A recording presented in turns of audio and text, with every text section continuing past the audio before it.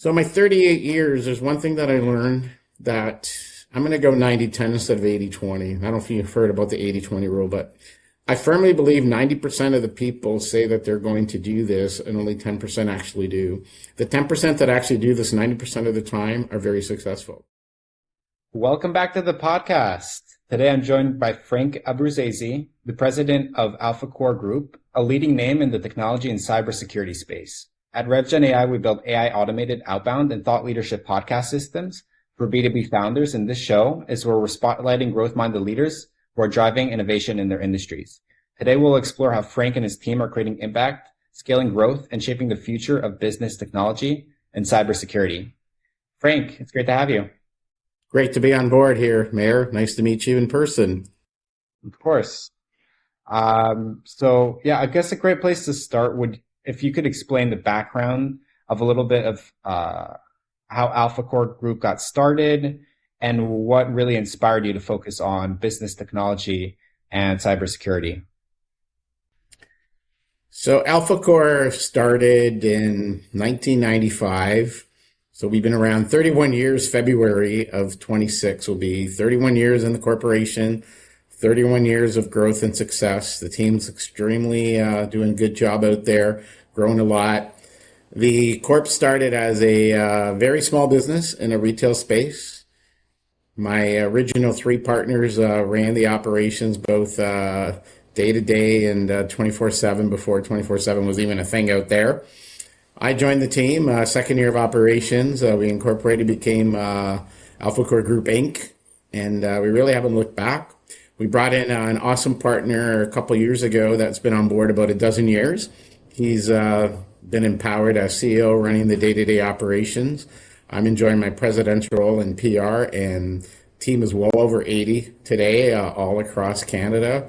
And we're servicing people globally, small, medium, large, enterprise. It doesn't really matter what business you're in or where you're located. And we've been able to help organizations all over. The company really started as, two brothers had a retail store, and they kind of evolved from there. And, we became a value-added reseller. Then we got into custom software, and we kind of evolved from there. Where today, the big piece is managed services, cybersecurity, AI, digital marketing. We have a security division where we're running fiber and security cameras, for example, as part of the core competencies. Okay. So I imagine over the years things have just transitioned a lot from the 90s into the technology nowadays. Every single week, everything is changing. But how does your process or framework actually deliver measurable results? This is a question I like to ask, so that people listening can really understand how your services actually help the companies that you serve, and what specific outcomes do you track? So it's interesting you say it changes every week, because in the early part of my career, I said it changed daily. And then I used to say hourly. I think right now we're changing almost every second, every minute. Let's say every minute. It's a fast-moving, changing world. Processes have always been updated, best practices, getting the best tools out there. And the key is the same as it was for me personally from day one, is really listening and finding out what are the challenges, what are we trying to solve, what are the goals, where do the prospects and the clients want to go, how do they want to invest in technology, how do they want to keep their organization secured, how do they want to automate processes, right? We all want to become more efficient. This AI technology has become a huge investment to a lot of corporations to make us very efficient. How can we do more? Which means how can I increase my top level revenue, maintain my expenses, or even reduce them, and increase profits, which equals efficiency. And that's what we've done for 31 solid years. How can we come out to you and help you run a better business by investing in technologies and partnering with AlphaKOR? Yeah, I like that. And we're focused on the same exact thing. I mean, I guess you have to be, I don't know if anybody is, it's really just like, if you're not adopting AI, you're just going to get left behind. And everybody knows that at this point. But I am curious for you to dive a little bit deeper. Like, how are the developments in technology changing how you're actually servicing your clients. And again, it's all changing so fast, but what are you seeing right now? And as far as the trends that you're looking at that are exciting you the most and are really affecting how you actually deliver your service? So if we dive deeper, everything's remote today. Majority's in the cloud. It could be hybrid, some on-prem, some in the cloud. We used to have a fleet of technicians going on site and traveling and going to people's businesses. Today, it's all done remotely. It's all done 24/7. We have eyes 24/7 shift work here where we didn't have before, so that evolved to get better service. You mentioned the AI. I'm going to caution AI is not the answer to everything. It's just another technology like any other technology. And Meir, it's not really smarter than you and I. It's information in, information out.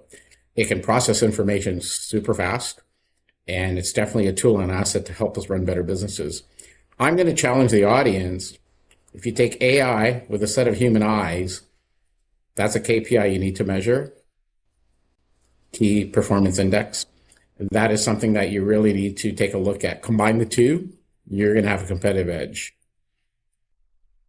I agree completely. The way we look at AI internally is not that AI needs to replace everything that we do. It just needs to take out the lower leverage work so that we can focus on what actually grows the business. Mm-hmm.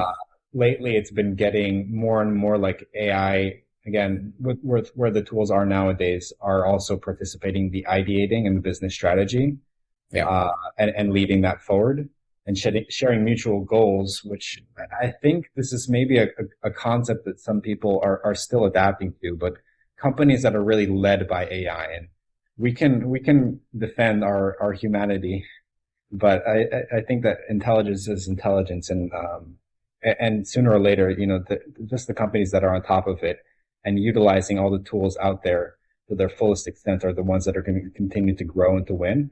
Agreed. And yeah, I think that there's so many things to talk about. It's all so exciting, but a key area that we really like to focus here on the podcast is really like understanding your go-to-market strategy. You mentioned that you're also in charge of PR. What's working for you best right now in terms of marketing or client acquisition, as well as your content strategy? Can you break that down for us? Meir, can you repeat the question? I didn't catch the first part.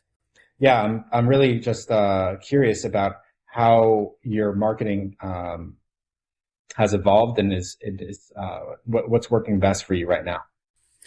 So right now, what's working best is a combination of things.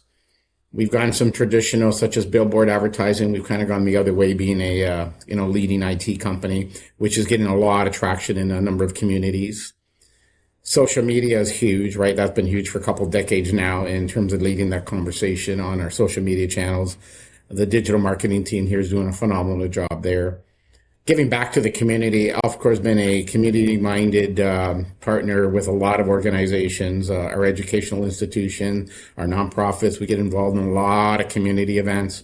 We've sat on boards, associations. We've helped curriculum with the local schools as well. We personally have started 3 nonprofits in this community. So in terms of the community footprint, the outreach, the brand awareness, we've been very strong on that. And a key piece that, besides word of mouth, right, it's your reputation out there, the testimonials, when you talk about people endorsing you in companies, those are very powerful to complement the marketing as well. And what I find is we have become the expert on the subject matter for several decades now. There's some old things that came out into the industry that at the time, the media was all over us to talk about it. How does it affect the everyday customer out there, the everyday community? The radio show gets us on to talk about some of the major breaches we've had over the years. So, and the print magazines are still out there, the daily newspaper, whether it's digital or not, and they reach out to us to chime in on stories on anything that's relevant in our industry. And we're very fortunate that AlphaKOR, we're seen as the experts on the subject matter. That is a powerful marketing tool that you can't buy that, right? This is genuine people seeing who's leading the industry. The media contacts you and they say, hey, my boss, my manager asked me to call you guys and ask, what is AlphaKOR's take on this that's going on right now in the world? So that's very powerful marketing, Meir. Yeah. Again, like this is exactly the way we also look at marketing. And sometimes it's really just about being top of mind. Hmm. leadership Yeah. and being in the prospect's awareness. When they think that they have a problem, they think of you first, right? Uh, Beyond just like actually, um, creating business today, it's about educating the market and really showcasing that level of expertise. As a leader in your industry, I am curious, are you facing challenges when it comes to what would you say is kind of any challenge or any constraint that you have with your marketing or with your growth that you face in your position? I'm curious about that. Sure. Great question. Challenging with marketing and growth. First of all, let me talk about growth.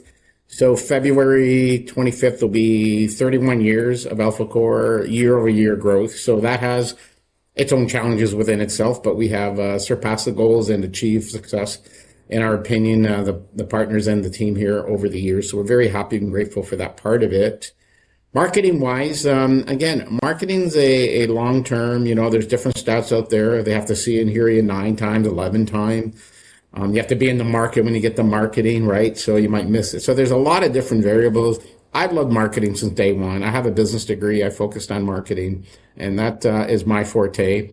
38 years in this industry. I have been marketing the company since day one. My other 2 brands that I was with prior to AlphaKOR, and you just focus. And what you do is you're representing the brand. So you need to go out there and represent the brand. People need to, and organizations need to actually like what you're saying. They need to believe and trust what you're saying. They need to like and believe the company and the philosophy. And they need to know that you're going to deliver. So that's been the key to marketing. Are you going to deliver what you're saying? So if we talk about the sizzle, right? That's an expression I learned a lot. Salespeople are always selling the sizzle. So when you go, are you actually getting the steak that you saw in terms of the picture they painted? Myself, I've never sold anything in my career, my 38 years. People have bought from me in the company. And think about that, everyone listening. We don't sell, people buy. And what I mean by that is build the relationship first. In marketing, let's build the relationship first. That's a nugget for someone to write down. I I, take I it. love the philosophy, and I honestly share the same philosophy. With all the fancy AI tools that we have that we're using, the core thesis that I've started RevGen AI with is how do we build more human to human relationships? And so when you actually just focus on right relationship, start the relationship off right, Mhm. value first. Like these principles, they don't change with technology. They Right. stick around. And so when you actually do things that way, I think we see eye to eye on that.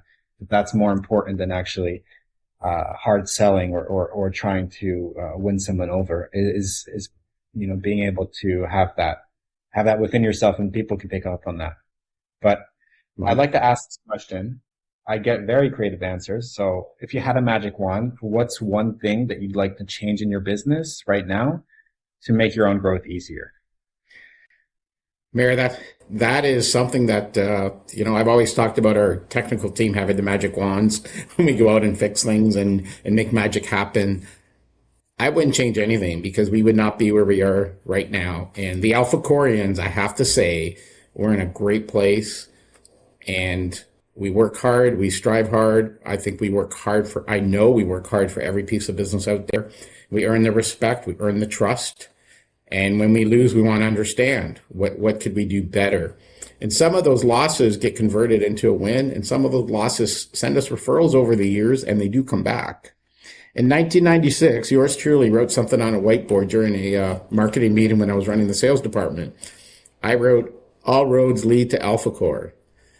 And there's some strength and value into writing things down. And all roads lead to AlphaKOR. And I can't begin to tell you how many have referred us, how many have come here, how many have left and tried where the grass is greener on the other side and come back.